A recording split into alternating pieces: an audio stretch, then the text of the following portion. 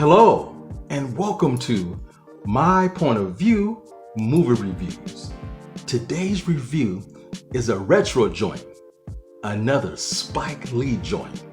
May 1st, 1998, He Got Game hit the big screen, starring Denzel Washington, Ray Allen, the Ray Allen from the NBA. You had Mila Jovovich, the girl from those Resident Evil movies. You had Bill Nunn. He was in those first Spider-Man movies, them Sam Raimi ones. Jim Brown, the famous Jim Brown from the NFL/actors in this film. And Rosario Dawson is in this film. Matter of fact, this is the first time I've ever seen her in anything. This movie was stacked with talent.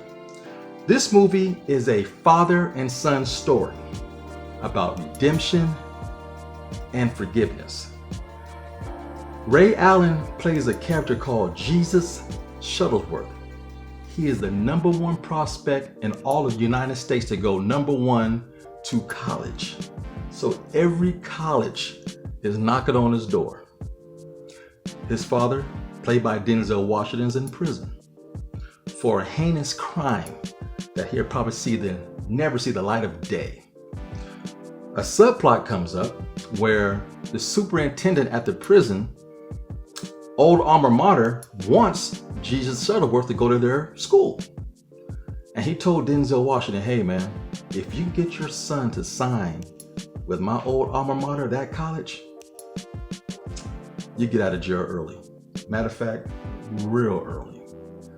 So they came up with a plan to let him out of jail for a couple of days. He has only hours to try to recruit his son to go to his superintendent's old alma mater. But Jesus hates his father. They have no relationship. His mother's not around. He was raised by aunt and uncle. He also has a little sister that he's raising. Dude's a senior in high school, taking care of his little sister. Very remarkable young man. Talented dude. Has a girlfriend named Lala, played by Rosario Dawson. Whew. Puerto Rican princess. This woman is gorgeous. So they give Denzel a little bit of money, and he has 2 policemen on the watch 24/7. He has an ankle bracelet on. Recruit your son or go back to prison and never get out. And that's how the movie starts. It is riveting. I love the fact that Spike Lee got a NBA player to play this role of Jesus Shuttlesworth. He said in the interview, 10 out of 10 actors can't play basketball. I'm not gonna have some dude in my movie shooting a shot, then I'm gonna cut and show the ball going into the hoop. No, my audience is too smart for that bullshit. I'm gonna get a real NBA player who can happen to act. Ray Allen was a decent actor, and he played the role well. And if you know who Ray Allen is, he used to play for the Boston Celtics, won a championship there. He also went to the Miami Heat along with LeBron James and Dwayne Wade and won another championship there. Dude was one of the best three-pointers shooters in NBA history. Dude is lethal. And this movie is heartbreaking. There's a subplot that's looming throughout the whole film, and you learn more and more with each act, act 1, 2, and 3. And the middle of act 2, you find out why Denzel's in prison for the heinous crime he did. And you understand why his own son hates his guts, don't even want to see him. But Denzel was honest. He said, look, man, I was sent out here to recruit you to go to my superintendent school. If you don't go, I don't get out of prison. He's like, well, I guess your ass ain't getting out of prison, motherfucker, because I'm not going to that school, nor do I care about you. It's a tense relationship. Everybody wants Jesus.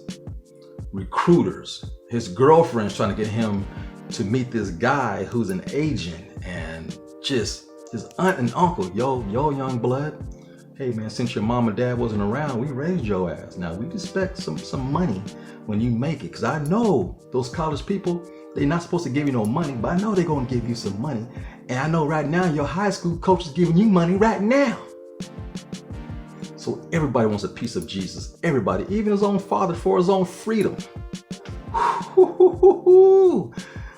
This movie is intense, it's deep, and it has all kind of legendary coaches and players. Shaquille O'Neal, you got Rick Fox. Matter of fact, Rick Fox is going to a college in LA. He said, man, come to sunny Cali, dude. Look, we got 6-foot blondes with big tits. They grow on trees out here. Took them to a party. 2 blondes freaked the hell out of Jesus Shuttlesworth. Yeah, he really wanted to go to that college. But he's on TV, he's on ESPN. Everybody's talking about him. It's a really, really good story. And the way Spike Lee shoots this movie, man, there's no cuts. It's real basketball players playing basketball. Then you get to the third act of the film. He said, look, son, I'm sorry for what I did. I can't take it back. But I'm doing this for my freedom and to gain a relationship with you. I'll play you one-on-one. If you win, you win. I go back to prison. You'll never see my black ass again. But if I win, think about signing up for that college. Just think about it. If you don't do it, I understand. Just think about it. The showdown, one-on-one, imano.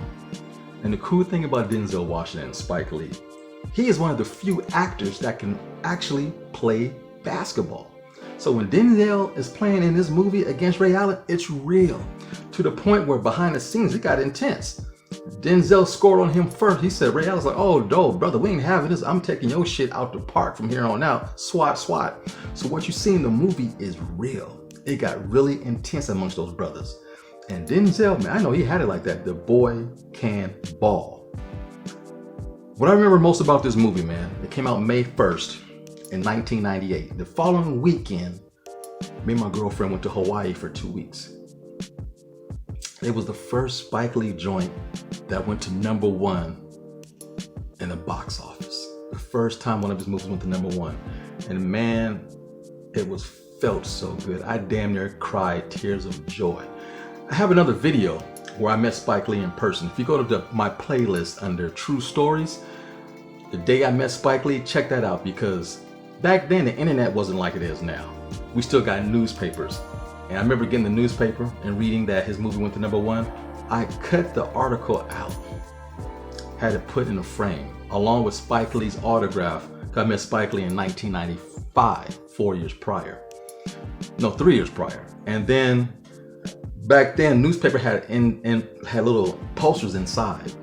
There was a poster of He Got Game in full color to open up. So I had that poster, Spike Lee's autograph, and that newspaper clipping of his movie going to #1, all framed professionally in like a $200 frame. That's how much I love Spike Lee, and I was proud of him for one of his movies to go to #1. If you haven't seen this movie, I don't know what to tell you. This movie is Oscar-worthy performance by Denzel.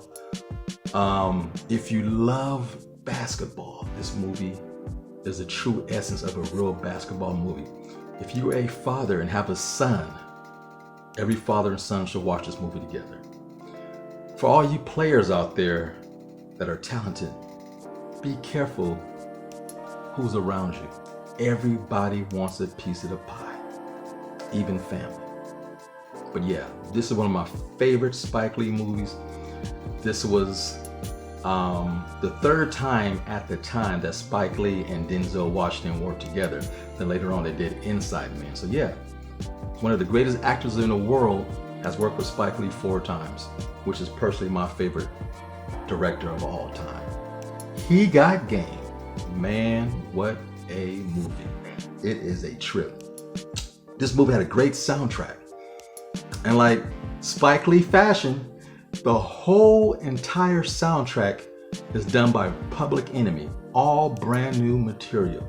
And man, Public Enemy is one of my favorite rap groups of all time. Very political, very pro-black, and they yell over these drum tracks. And man, it is a great soundtrack, and it's scattered throughout the whole movie. And when they play certain songs,